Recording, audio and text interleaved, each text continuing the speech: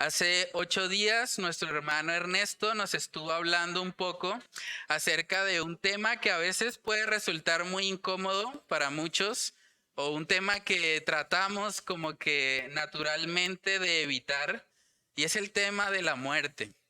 Sabemos todos que un día vamos a morir, pero no nos gusta meditar mucho en eso. Sin embargo, Salomón nos lleva a reflexionar en el hecho de que si un día todos vamos a morir, debemos prepararnos para cuando llegue ese momento, para que no nos tome por sorpresa y para que nosotros podamos enfrentar la muerte con gozo. En Eclesiastés capítulo 9, en el versículo 2, dice ahí la palabra: todo acontece de la misma manera a todos. Un mismo suceso ocurre al justo y al impío, al bueno, al limpio y al no limpio, al que sacrifica y al que no sacrifica, como al bueno, así al que peca, al que jura como al que teme el juramento. Es una realidad que un mismo suceso le va a ocurrir a cada persona, y ese suceso es la muerte. Las personas que son piadosas, que son temerosas de Dios, se enferman. Hay personas piadosas que les da cáncer. Y hay narcotraficantes, hay personas malvadas, corruptas, que parece que viven un poco más. Pero aún así, tanto al bueno como al impío, tarde o temprano, le llega la muerte. Es una realidad para todos los hombres. Y uno podría pensar, bueno, pero entonces, si ese es el panorama, es como triste, ¿no? O sea, todos sabemos que vamos a morir algún día. O sea, es algo que de lo que nosotros somos conscientes. Tratamos de evitar el pensamiento, pero es una realidad. Tarde o temprano va a pasar. Por más de que la ciencia ha avanzado, la tasa de mortalidad de las personas sigue igual. 10 de cada 10 personas se mueren. Llevamos más de 2000 años desde que Cristo vino al mundo, y por más de que la ciencia avanza, la gente sigue enfrentándose con la realidad de la muerte. Ningún tratamiento antienvejecimiento ha sido realmente exitoso. Puede evitar por algún momento que la persona se vea vieja, pero no puede evitar la muerte. Ninguna cantidad de ejercicio o de alimentación saludable ha logrado evitar que las personas mueran. Ahora, no quiere decir que sea malo hacer esas cosas, claro que no. De hecho, la Biblia dice que debemos cuidar el templo del Espíritu Santo, pero al mismo tiempo debemos ser conscientes que ninguna estrategia humana puede garantizarnos tener una larga vida. Nadie sabe realmente si va a llegar a los 80 años o si va a morir mañana. Es una realidad. Nadie conoce el futuro. Vivimos en un mundo donde incluso a veces las cosas suceden como al contrario. A veces pasa que el que más se cuida es el que más rápido se enferma. O aquel que vive una vida de desenfreno y de descuido en su salud termina teniendo una vida larga. Vivimos en un mundo que muchas veces no podemos comprender. Y uno podría pensar, bueno, ante ese panorama como que Salomón va a caer en depresión. Como que si todos nos vamos a morir, pues, ¿qué sentido tiene la vida? Pero vamos a ver que curiosamente, en vez de deprimirse o desanimarse, lo que Salomón nos va a hablar hoy en el texto base es que ante la realidad de la muerte deberíamos vivir vidas llenas de gozo. Llenas de gozo porque un día nos vamos a morir, un día esto se acaba y debemos aprovechar cada oportunidad que tenemos para gozarnos en Dios. Eclesiastés capítulo 9, versículo 7, vamos ahí. Dice la palabra de Dios: anda y come tu pan con gozo y bebe tu vino con alegre corazón, porque tus obras ya son agradables a Dios. En todo tiempo sean blancos tus vestidos y nunca falte ungüento sobre tu cabeza. Goza de la vida con la mujer que amas. todos los días de la vida de tu vanidad que te son dados debajo del sol. Todos los días de tu vanidad, porque esta es tu parte en la vida y en tu trabajo con que te afanas debajo del sol. Todo lo que te viniere a la mano para hacer, hazlo según tus fuerzas, porque en el Seol a donde vas ya no hay obra, ni trabajo, ni ciencia, ni sabiduría. Me volví y vi debajo del sol que ni es de los ligeros la carrera, ni la guerra de los fuertes, ni aun de los sabios el pan, ni de los prudentes las riquezas, ni de los elocuentes el favor, sino que tiempo y ocasión acontecen a todos, porque el hombre tampoco conoce su tiempo, como los peces que son presos en la mala red, y como las aves que se enredan en lazo. Así son enlazados los hijos de los hombres en el tiempo malo, cuando cae de repente sobre ellos. Vamos a orar. Padre, queremos pedirte, Señor, de tu dirección en esta mañana. Queremos que tu Espíritu Santo sea hablando a nuestras vidas, a nuestros corazones. Ayúdanos a entender, Señor, que solamente en una relación contigo podemos experimentar un verdadero gozo. Ayúdanos, Señor, a vivir cada día de nuestras vidas conscientes de que un día nos vamos a morir, pero que eso nos motive y nos lleve a aprovechar cada minuto, cada segundo que tú nos regalas para vivirlo para ti, para no desperdiciarlo en cosas vanas, en cosas efímeras, sino más bien a que podamos, Señor, vivir siempre con la conciencia de que tú nos has creado y que somos hechos para ti. Oramos, Señor, para que seas tú hablando a nuestras vidas y a nuestros corazones en esta mañana. Te lo pedimos, Señor, en el nombre de Cristo Jesús. Amén y amén. Bueno, hermanos, entonces ahí vemos en Eclesiastés capítulo 9, versículo 7, que empieza diciendo Salomón: anda y come tu pan con gozo y bebe tu vino con alegre corazón, porque tus obras ya son agradables a Dios.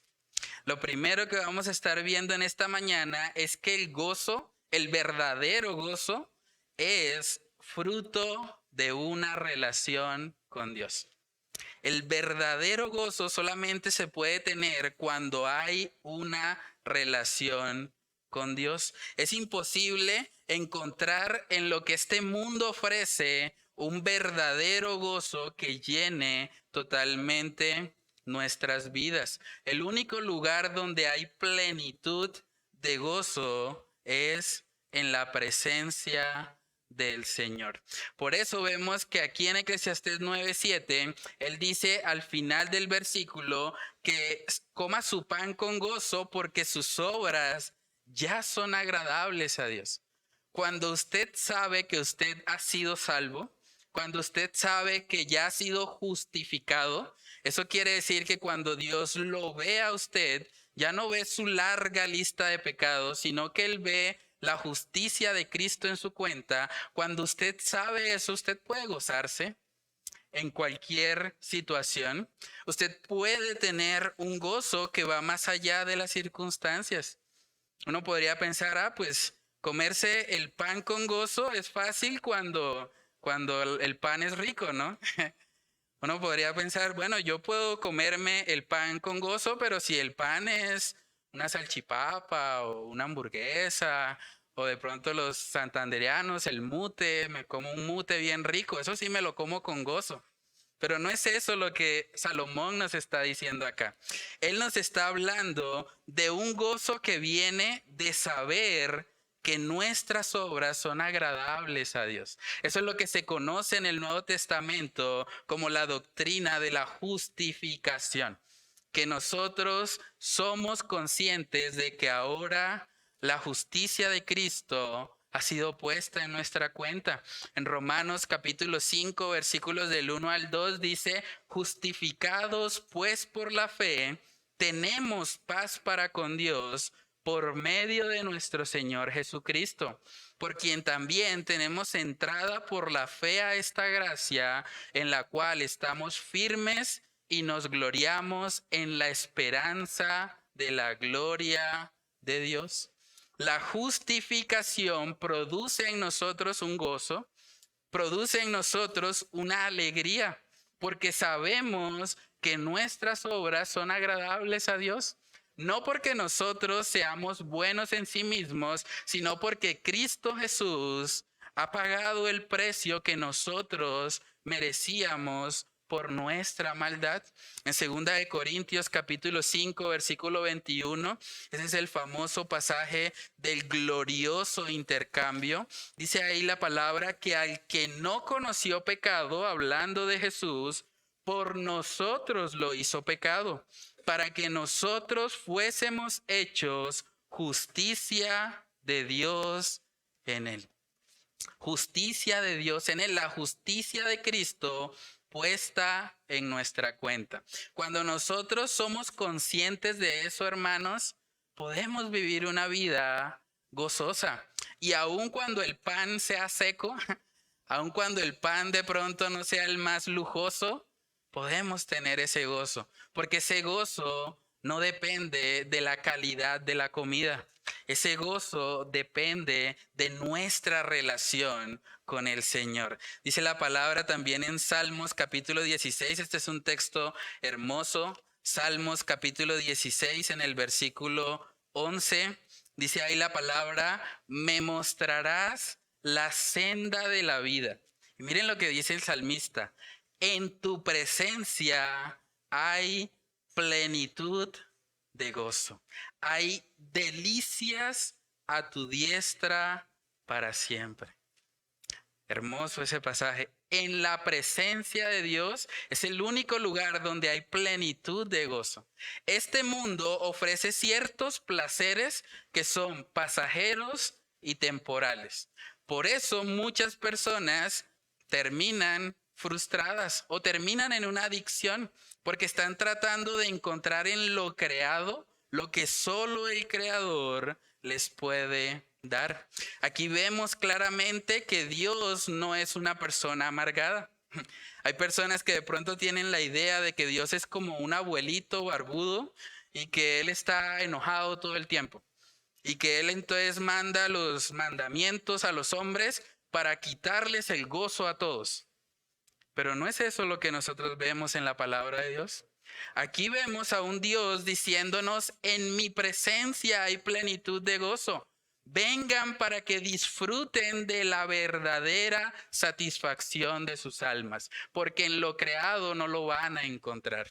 Por más delicioso que les parezca el pan que este mundo ofrece, si no comen del pan de vida, no van a poder experimentar este gozo inefable. En Primera de Juan capítulo 5, se nos enseña que una de las cosas que Dios hace cuando transforma la vida de una persona es que coloca en esa persona nuevos deseos. Dice Primera de Juan capítulo 5 versículo 3, pues este es el amor de Dios, que guardemos sus mandamientos. Y sus mandamientos no son gravosos. La vida cristiana, hermanos, no es una vida de tristeza, no es una vida de amargura, no es que uno esté por el mundo diciendo, ay, qué vida tan dura, qué difícil es ser cristiano. No, la vida cristiana es una vida de gozo, es una vida de alegría. ¿Por qué? Porque sabemos que somos hijos de Dios, que nada nos puede separar de su mano y eso nos llena de gozo. Hay personas que me han dicho a mí, oiga, usted sí lástima, ¿no? Tan joven usted y se metió a eso del cristianismo y ahora terminó, es que pastor. No, usted sí no aprovechó su juventud. Y la gente que me dice eso, bueno, me causa algo de gracia, pero también me da tristeza, porque esas personas no conocen a Dios. O sea, el hecho de que alguien afirme eso está demostrando un desconocimiento total del Señor. Yo he vivido la mejor juventud que puedo haber vivido, porque vivo para Cristo, para mi Salvador, para aquel que murió en mi lugar. Ojalá hubiese conocido al Señor desde niño. Me hubiese encantado desde temprana edad, desde que estaba con mucha menos edad haberle conocido a Dios.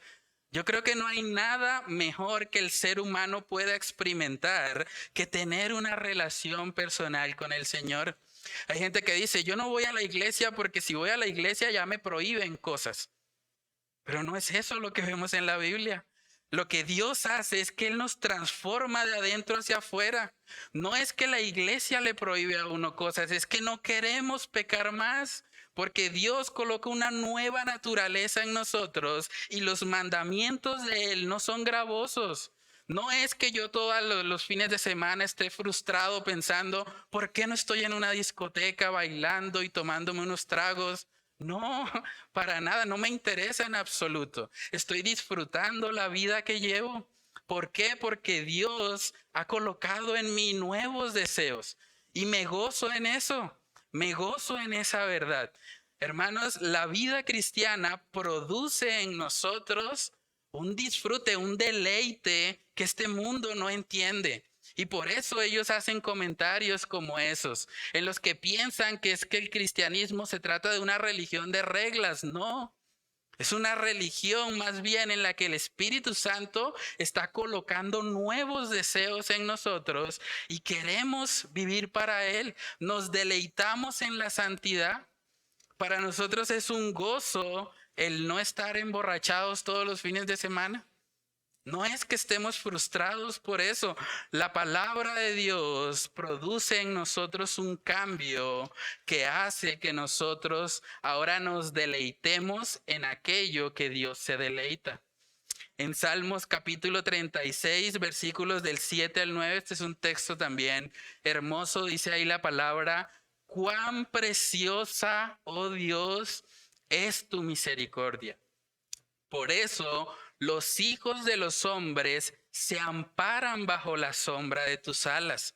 Miren lo que dice, serán completamente saciados de la grosura de tu casa y tú los abrevarás del torrente de tus delicias. Imagínense eso, el torrente de tus delicias, un río de deleite podemos tener en el Señor, en una relación personal con Él. Este mundo no entiende eso. Este mundo no lo ha experimentado y por eso es que hay tantas personas que están corriendo detrás de una adicción, pensando que hay algo que les puede llenar. Hay una frase de C.S. Lewis que me gusta mucho. Él dijo, pareciera que nuestro Señor encuentra nuestros deseos no demasiado fuertes, sino más bien demasiado débiles. Miren lo que dice, somos criaturas poco entusiastas, jugueteando con bebidas, sexo y ambición, cuando la infinita alegría se nos ofrece.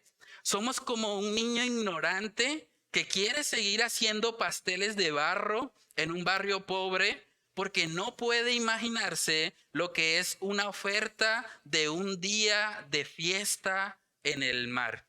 Somos demasiado fáciles de satisfacer. El problema del ser humano no es que no quiere alcanzar el gozo, el problema es que se conforma con muy poco. Somos demasiado fáciles de satisfacer. Cuando las personas corren detrás de la pornografía, cuando corren detrás del alcohol, cuando corren detrás del cigarrillo, las drogas, cualquier cosa que les genera a ellos un tipo de adicción, realmente están demostrando que son demasiado fáciles de satisfacer. Se conforman con lo creado y por eso viven frustrados todo el tiempo.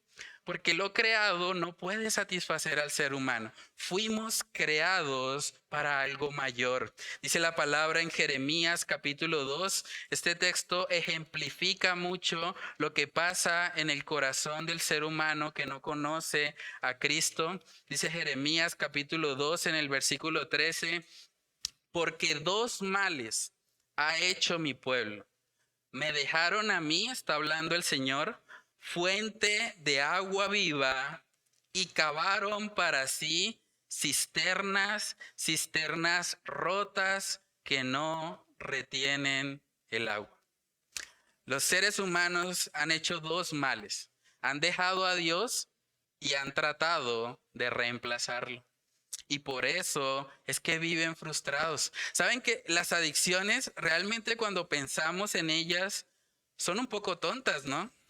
Porque una persona que está buscando satisfacción en el objeto de su adicción sigue yendo ahí y ya sabe que no llena, pero sigue esclavizado a eso. O sea, nosotros vivimos en una sociedad donde la gente está buscando que el alcohol les llene.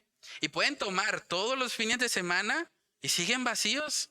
¿Y por qué siguen yendo a un lugar que no satisface? ¿Por qué siguen buscando algo que no trae plenitud?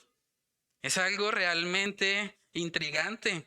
Hoy en día la gente también está muy pegada al tema de los videojuegos. Se ha vuelto muy popular hoy en día, o las redes sociales.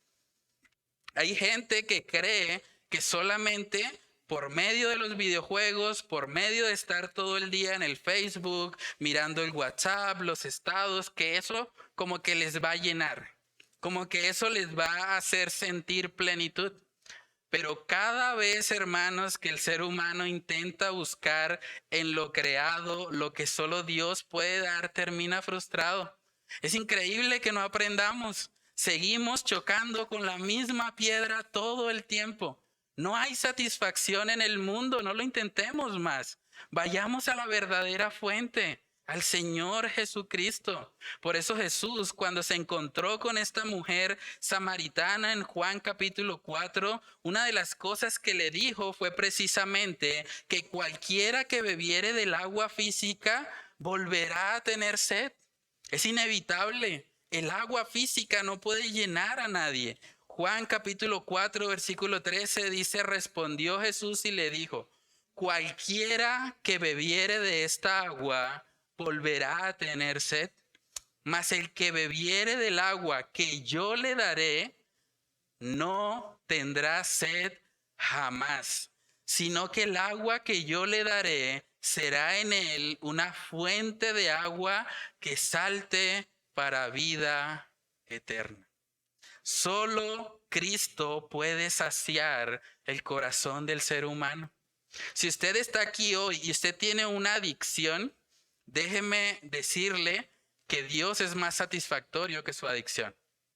Si usted está con una adicción es porque usted está creyendo la mentira de Satanás de que hay algo creado que lo puede llenar y por eso está esclavizado a eso. Pero hoy puede ser el día en que usted rompa esas cadenas y diga, voy a Cristo. Él es la fuente. Él me ofrece algo que la adicción no me puede llenar, que no me puede ofrecer. Tenemos que aprender, hermanos, a ir a la verdadera fuente de agua viva, que es nuestro Señor Jesucristo. Es la única manera en que vamos a tener ese gozo morando en nuestros corazones. Y uno podría preguntarse, bueno, pero entonces yo sé que solamente en el Señor hay gozo y plenitud, pero ¿cómo lo vivo en la vida práctica? ¿Será que todos los días tengo que estar orando y leyendo la Biblia las 24 horas del día? ¿Será que esa es la forma de tener el gozo? Bueno, vamos a ver porque el mismo pasaje nos muestra que nosotros podemos tener gozo aún en medio de actividades cotidianas. ¿Qué dice Eclesiastés 9:7? Anda y come tu pan con gozo. No necesariamente implica que yo deba estar las 24 horas orando y leyendo la Biblia. Aunque bueno, si alguien puede hacerlo es bueno. Pero digamos que no es eso a lo que el texto realmente nos quiere llevar. Nosotros, hermanos, debemos ser conscientes que aún en medio de las actividades cotidianas que nosotros realizamos, podemos experimentar el gozo del Señor. ¿Saben que parte del problema por el que esto nos llega a costar es que nosotros venimos de una educación en la que no nos enseñaron a pensar cristianamente? La mayoría de nosotros pensamos que las cosas ocurren porque sí, porque fue lo que nos enseñaron. Cuando usted come algo realmente, pues en muy raras ocasiones hay personas que se toman el tiempo de meditar en todo lo que hay detrás de esa comida, por ejemplo. Primera de Corintios también, capítulo 10, en el versículo 31, dice ahí: si pues coméis o bebéis o hacéis otra cosa, hacedlo todo para la gloria de Dios. Cada cosa que hacemos en nuestra vida hay que hacerla para el Señor. Cuando usted va a trabajar, usted debe trabajar para el Señor. Cuando usted se come algo, debe comer para la gloria de Dios. ¿Cuándo fue la última vez que nosotros nos tomamos un vaso de agua para la gloria de Dios? ¿Cuándo fue la última vez que fuimos conscientes de todo lo que hay detrás de? Saben que lo que nos afecta muchas veces es que nosotros no nos tomamos el tiempo o vivimos la vida en modo automático, haciendo todo porque simplemente hay que hacerlo. Vivimos afanados y no nos tomamos el tiempo de meditar en que para que nosotros comamos algo es porque Dios en su misericordia proveyó lo necesario para que yo pueda consumir ese alimento. Cuando estaba preparando este mensaje me encontré con que la lengua del ser humano tiene en promedio 10,000 papilas gustativas. 10,000 papilas gustativas. O sea, cuando usted saborea algo, usted debería poder recordar que Dios en su soberanía, en su misericordia, formó las papilas gustativas de su lengua para que usted pueda percibir cada uno de los sabores que podemos percibir. Al mismo tiempo, usted puede meditar en el hecho de que para que ese alimento llegara hasta su casa, Dios permitió que las condiciones climáticas fueran las adecuadas para que ese alimento fuese cultivado en la tierra, fuese luego transportado hasta el lugar donde usted lo compró y lo pudo hacer. Cuando nosotros pensamos, hermanos, en todo lo que hay detrás de... Eso nos ayuda a ver la mano de Dios en nuestras vidas, a darnos cuenta que la comida no sale de la nevera, como muchos piensan. La comida realmente es algo que el Señor provee por medio de la naturaleza.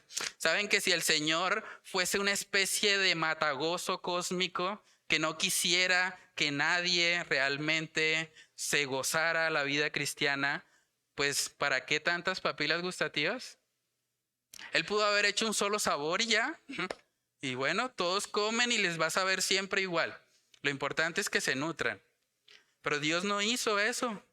¿Saben que la palabra de Dios nos muestra que Dios se goza en que nosotros nos gocemos?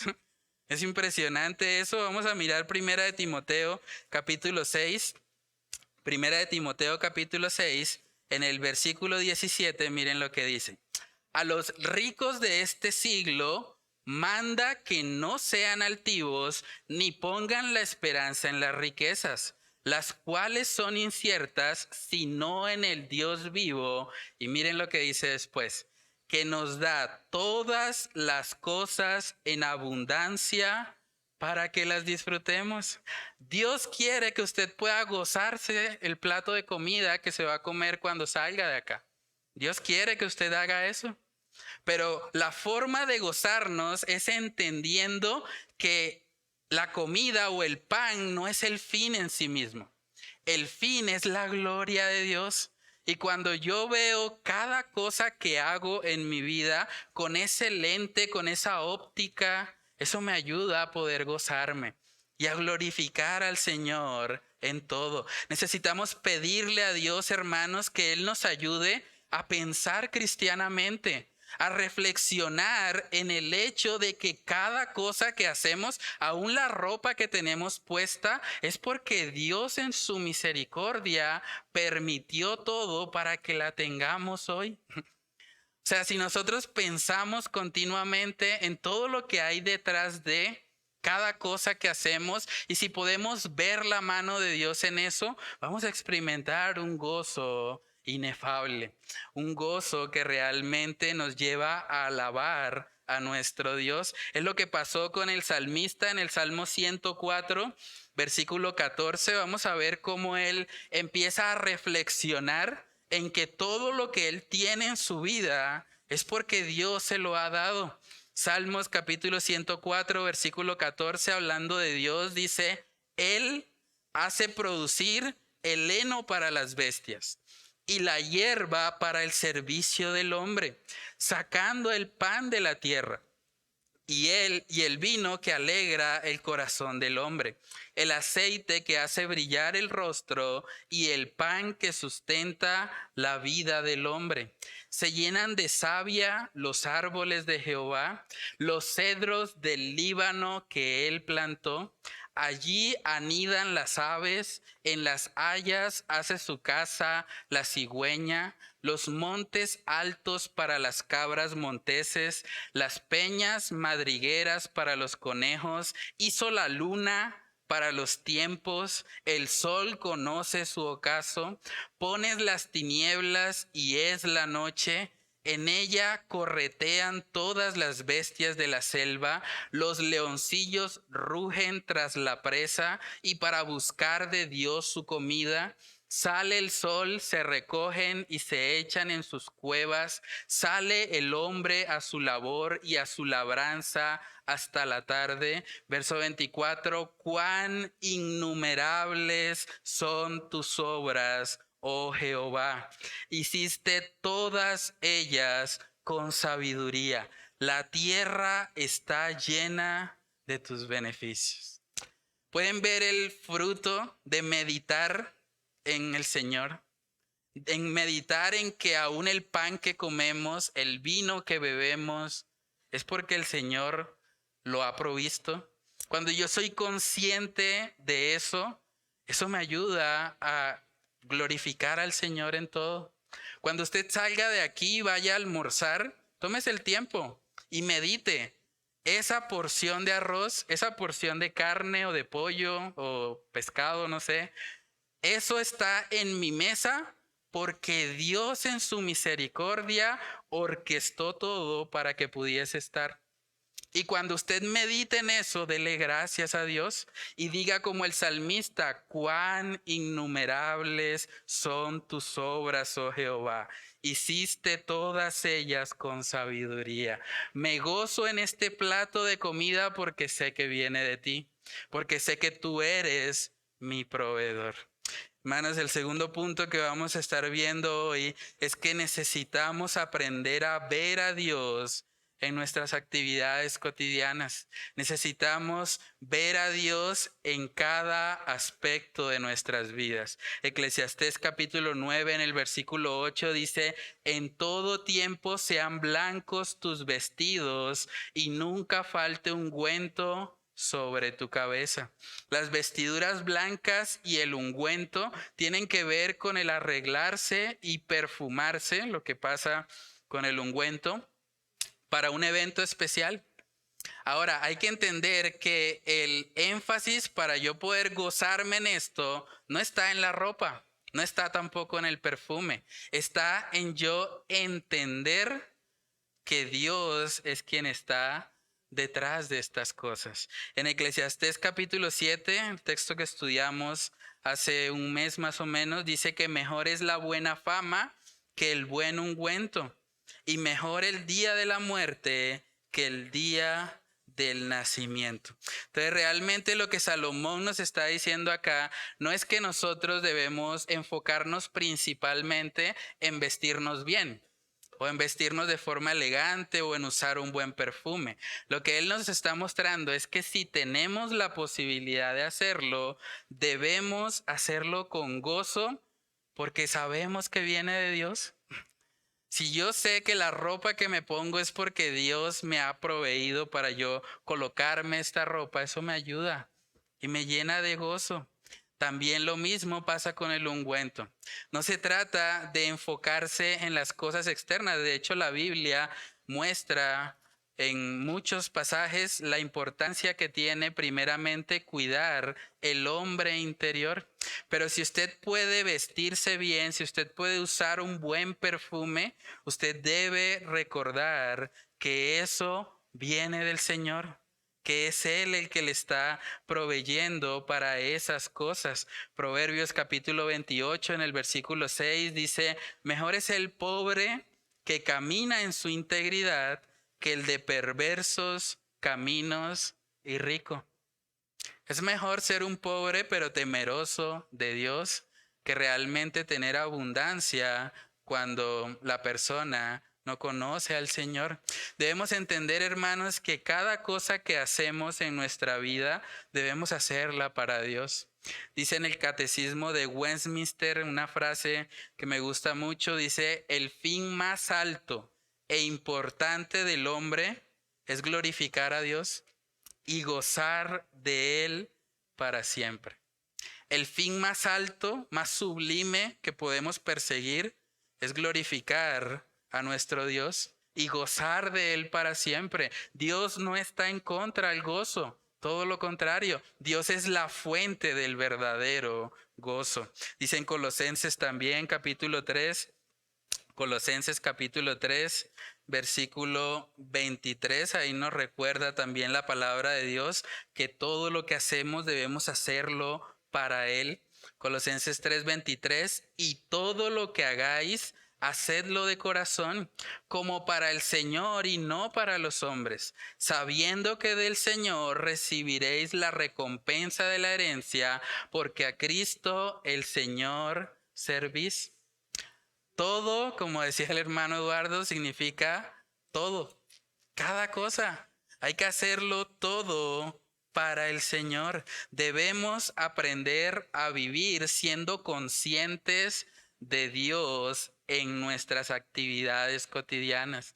Eclesiastés capítulo 9, en el versículo 9, vemos que ahora Salomón se mete en el tema del matrimonio. Eclesiastés 9:9 dice, goza de la vida con la mujer que amas todos los días de la vida de tu vanidad, que te son dados debajo del sol, todos los días de tu vanidad, porque esta es tu parte en la vida y en tu trabajo con que te afanas debajo del sol.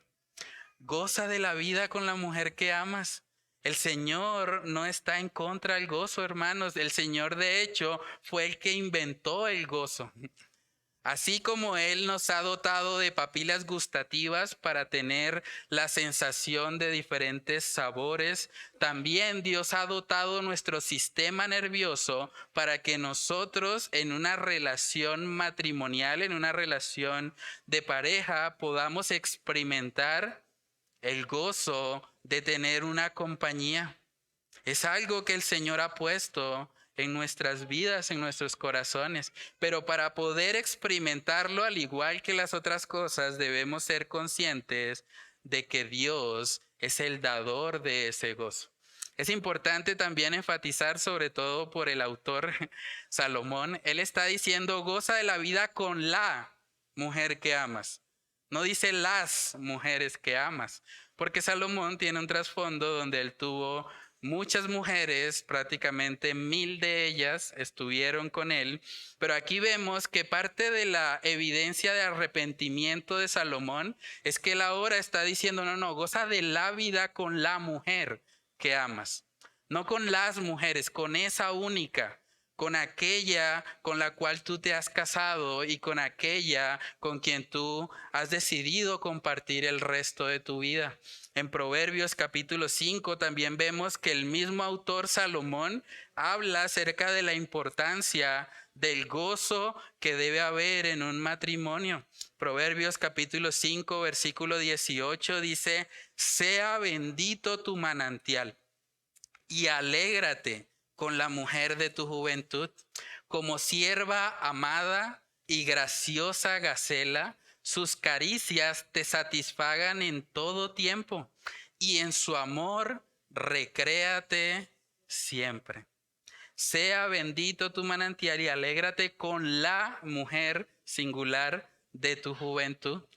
Salomón está diciendo, bueno, hay que vivir en el matrimonio gozándose. Y es curioso porque aquí está hablando de la mujer de tu juventud. Eso parece indicar que no se trata de un matrimonio de recién casados. Se trata probablemente de un matrimonio en el que han envejecido un poco y que él está diciendo al hombre, gózate con la mujer de tu juventud, la que estuvo contigo en esos años de vigor y de energía, gózate con ella. Recuerda los votos que un día hiciste. con esa mujer y gózate en esa realidad. Saben que el mundo superficial y vanidoso en el que vivimos quiere hacerle creer al hombre que con el paso del tiempo su mujer es menos atractiva. Vivimos en un mundo así. El mundo actual quiere hacerle creer a los hombres que las mujeres bellas son las más jóvenes, son aquellas que se arreglan más, pero aquí vemos que el hecho de tener una compañera que ha estado desde la juventud con nosotros, en ella podemos encontrar un bendito manantial. Dice, sea bendito tu manantial y alégrate con la mujer de tu juventud. Y voy a ser un poco más directo acá. Los maridos que están aquí presentes, no crean la mentira del diablo de que una mujer más joven que su esposa les va a llenar o a satisfacer. Eso es una mentira de Satanás. Usted tiene en su esposa una sierva amada y graciosa Gacela. Gócese con ella. Viva cada día disfrutando del matrimonio. También sea consciente de que el mundo quiere hacernos creer que en la variedad está el placer. Hay gente que dice esas cosas, pero una vez más es una mentira de Satanás. En la variedad no está en placer. El placer está en gozarse con la mujer de su juventud, con esa compañera que Dios le ha regalado. Dice la palabra que el que haya esposa haya el bien y encuentra la benevolencia de Jehová. Es probable que Salomón, de hecho, estuviese pensando aquí en la Sulamita. En el libro de Cantares, capítulo 6, versículos del 8 al 9, podemos ver cómo él se expresa a esta mujer. Miren lo que dice. Él dice, 70 son las reinas y 80 las concubinas y las doncellas sin número, mas una es la paloma mía, la perfecta mía. Es la única de su madre, la escogida de la que la dio a luz. La vieron las doncellas y la llamaron bienaventurada. Las reinas y las concubinas y la alabaron. Salomón está reconociendo, hay muchas mujeres. Hay mujeres que son reinas, hay mujeres que son concubinas, hay mujeres que son doncellas, pero hay una sola que es la paloma mía. Es la forma de él expresarse cariñosamente acerca de su esposa. Necesitamos matrimonios así. Matrimonios donde el hombre pueda gozarse con su mujer, que no esté buscando fuera del hogar lo que solamente su esposa le puede dar legítimamente. Hermanos, Dios quiere que vivamos matrimonios donde el marido y la mujer se gozan en su relación. El mundo también nos quiere hacer creer que con el paso del tiempo las relaciones sexuales en un matrimonio son menos deleitosas. O como que ya se van volviendo viejitos y como que ya realmente no se disfrutan tanto el uno al otro. Pero aquí vemos en la palabra de Dios que antes, con el paso del tiempo, las relaciones sexuales en un matrimonio deberían ser más deleitosas. ¿Por qué? Porque ahora ellos han echado raíces en su amor. Ellos han podido madurar en muchas áreas y se conocen mejor el uno al otro. Entonces, con el paso del tiempo, esa intimidad debería ser mayor. En Eclesiastés 9:9 se nos dice también que el gozo viene de estar con la mujer que amas. Goza de la vida con la mujer que amas. Este mundo nos quiere hacer creer que el gozo en una relación es fruto de la apariencia física, pero realmente a la luz de este pasaje no lo es. No está diciendo ahí, gózate de la vida con la mujer hermosa o con la mujer de una apariencia despampanante. No, con la mujer que amas, con tu compañera de vida, gózate con ella. Disfruta de tu relación matrimonial. ¿Saben qué es curioso cómo cuando las parejas están en el noviazgo, el afán o la tentación que tienen es que quieren tener intimidad? Pero una vez se casan, parece que ocurriera lo contrario. Ahora la tentación es como que no quieren tener más intimidad. Pero aquí vemos que Dios quiere que en el matrimonio haya ese gozo, esa unidad. Por eso el apóstol Pablo también decía que nadie se pertenece a su cuerpo. O sea, realmente nadie debería negarse al otro. Deberíamos entender que el Señor ha diseñado el matrimonio, ha diseñado el sexo para que lo disfrutemos en el contexto, obviamente, de la relación matrimonial. Lo siguiente que menciona Salomón ahí en Eclesiastés 9 es el trabajo. Dice en el verso 10, todo lo que te viniere a la mano para hacer, hazlo según tus fuerzas, porque en el Seol a donde vas no hay obra, ni trabajo, ni ciencia, ni sabiduría. En otras palabras, Salomón está diciendo, trabaja duro antes de que termines en la tumba. Eso es lo que significa el Seol. Antes de que llegue ese momento, aprovéchala.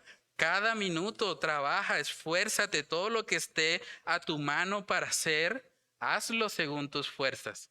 La Biblia nos muestra que el trabajo es un don de Dios. De hecho, lo vimos en Eclesiastés capítulo 5, en el versículo 18, dice ahí la palabra, he aquí pues el bien que yo he visto, que lo bueno es comer y beber y gozar uno del bien de todo su trabajo con que se fatiga debajo del sol, todos los días de su vida que Dios le ha dado, porque esta es su parte.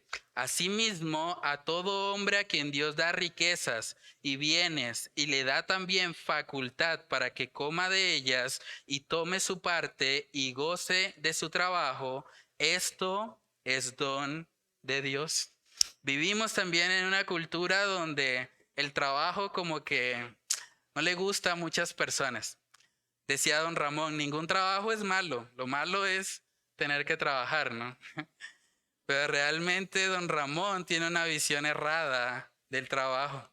La Biblia nos muestra que incluso desde antes que el pecado entrara en el mundo, Dios había colocado al hombre en el huerto del Edén para que trabajara. El trabajo no es una maldición.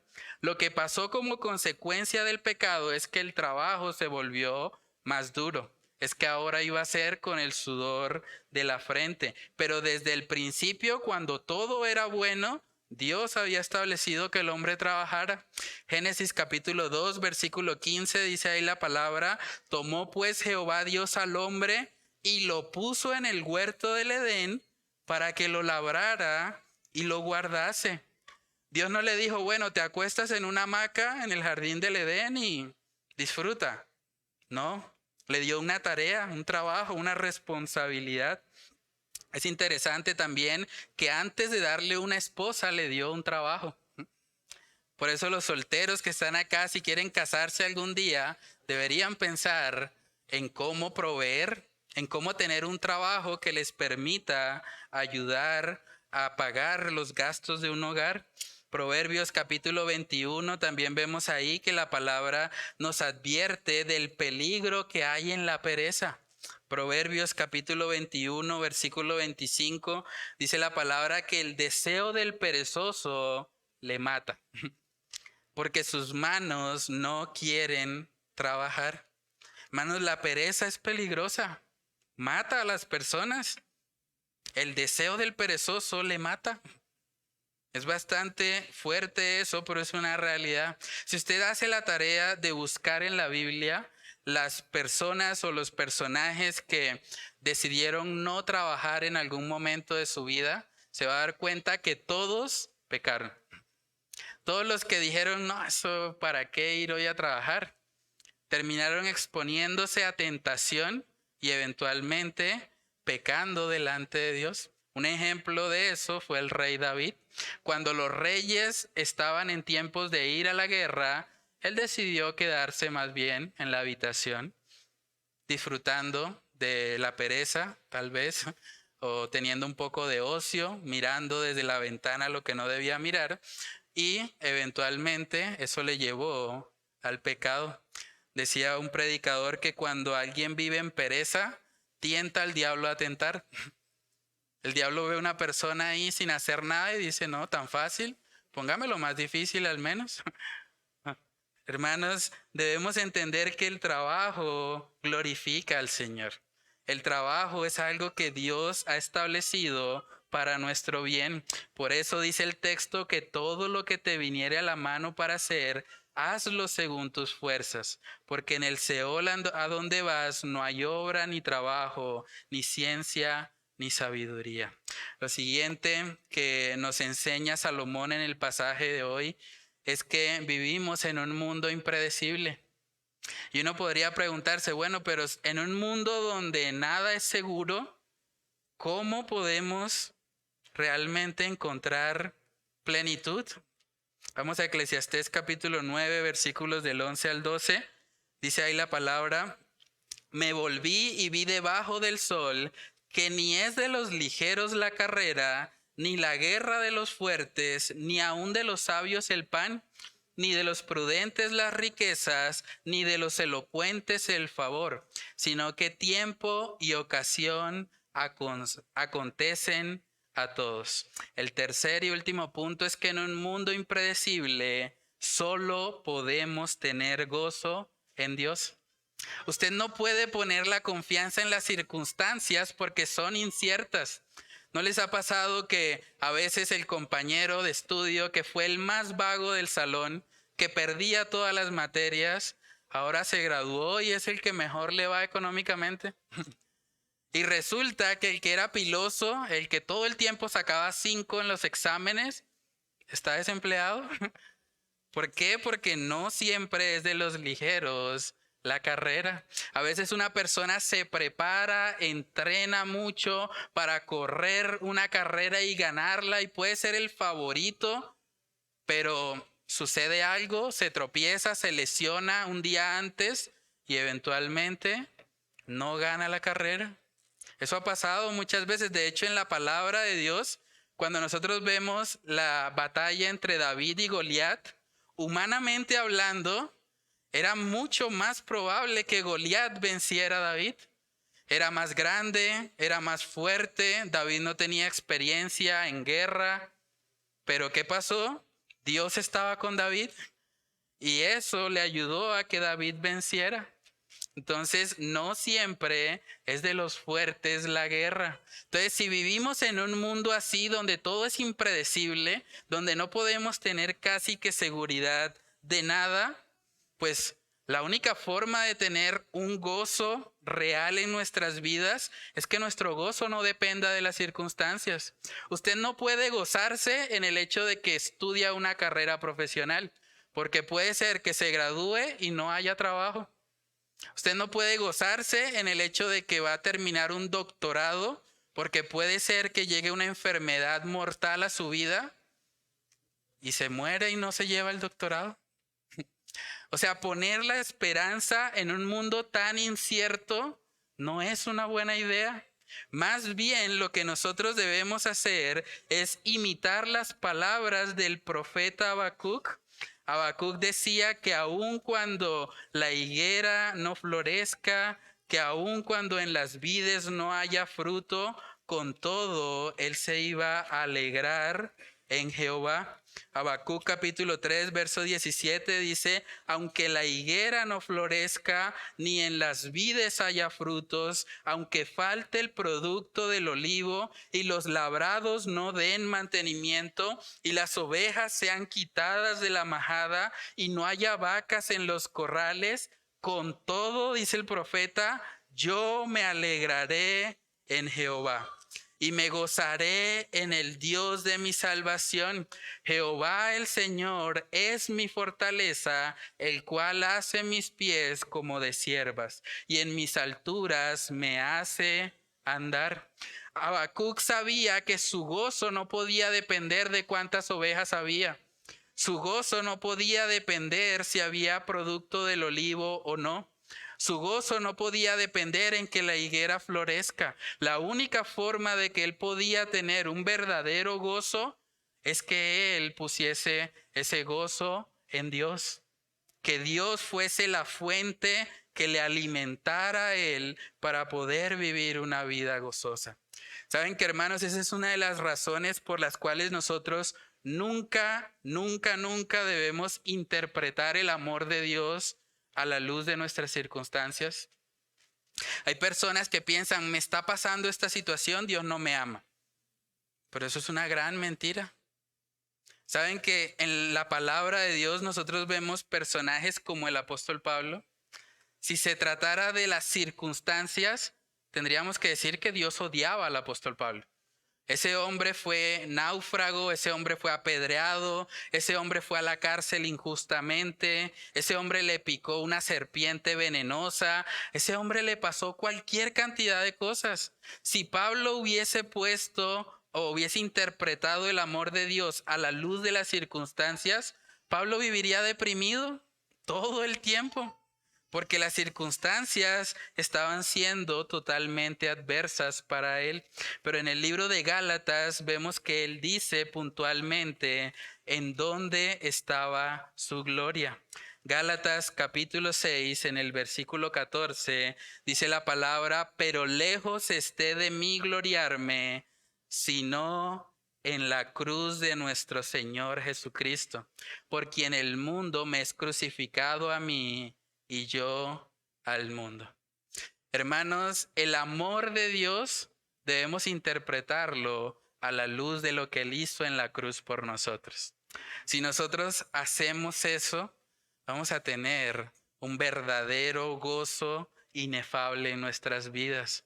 Pero si pensamos que son las circunstancias las que evidencian si Dios nos ama o no, vamos a terminar muchas veces frustrados. En el libro de Romanos capítulo 8, verso 35, dice ahí el apóstol Pablo: ¿quién nos separará del amor de Cristo? ¿Tribulación o angustia o persecución o hambre o desnudez o peligro o espada? Como está escrito, por causa de ti somos muertos todo el tiempo. Somos contados como ovejas de matadero. Antes, en todas estas cosas, somos más que vencedores por medio de aquel que nos amó.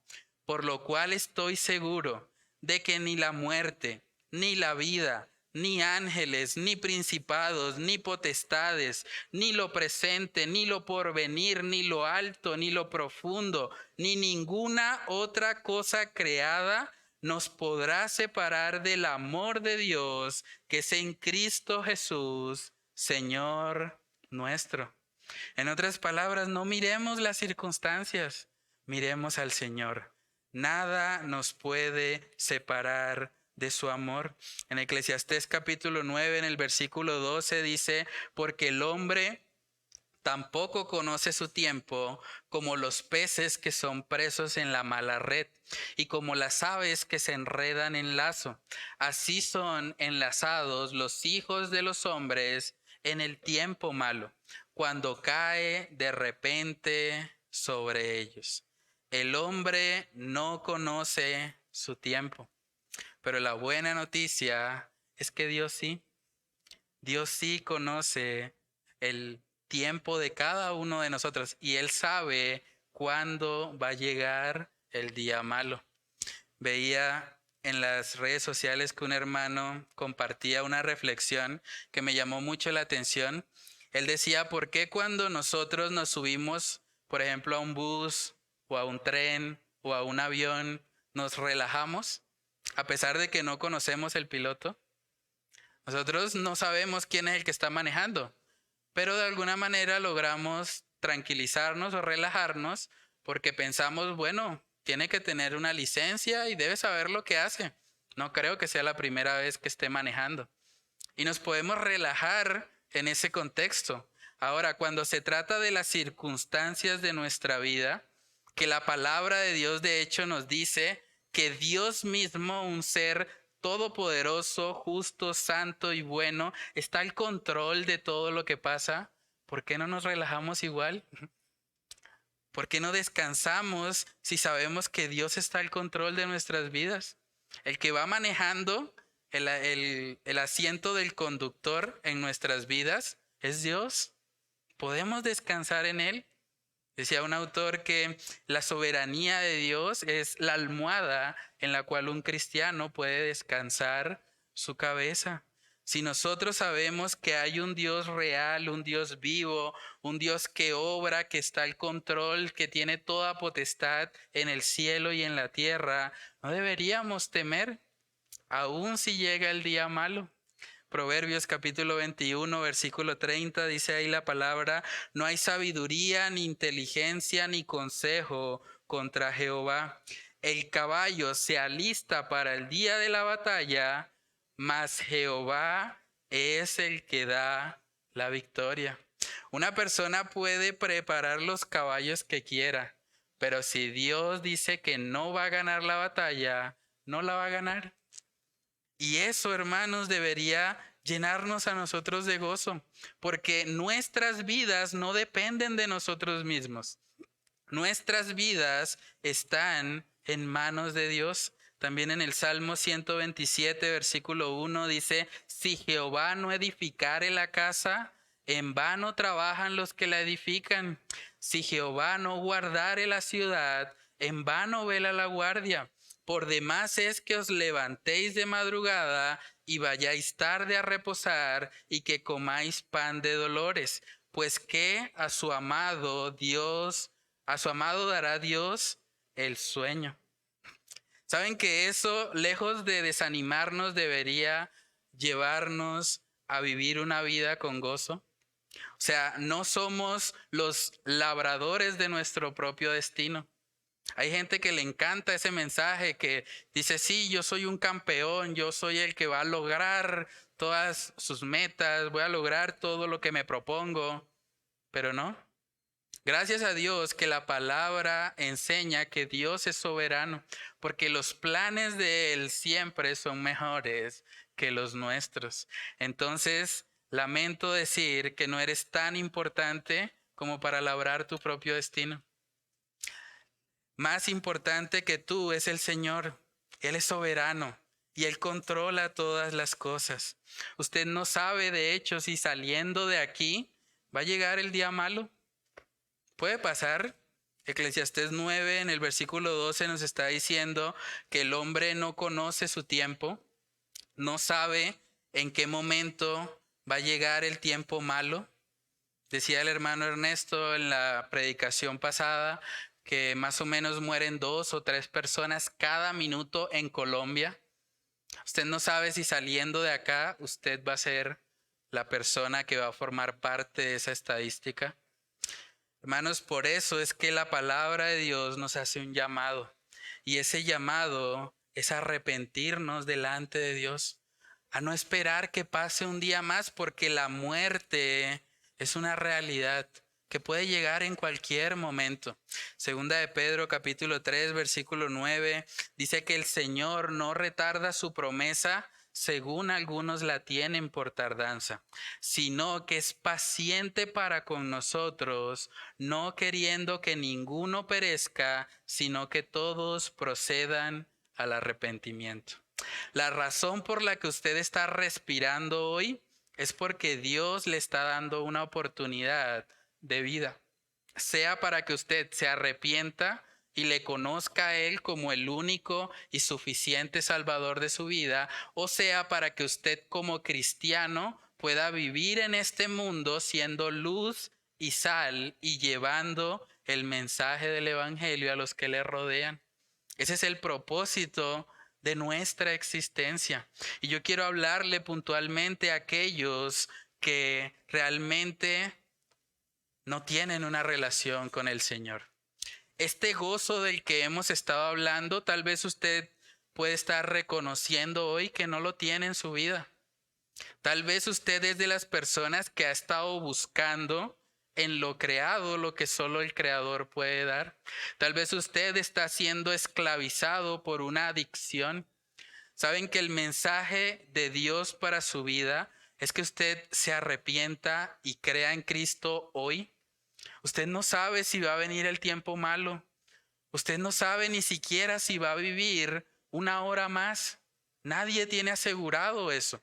Pero el Señor nos llama al arrepentimiento. Cuando nos arrepentimos de todo corazón y ponemos nuestra fe en Jesucristo, entonces somos vestidos con las vestiduras blancas del Señor Jesucristo. Y ahora podemos gozarnos, como decía Eclesiastés capítulo 9, podemos gozarnos porque nuestras obras ya son agradables a Dios. Dice Isaías 61, versículo 10, en gran manera me gozaré en Jehová.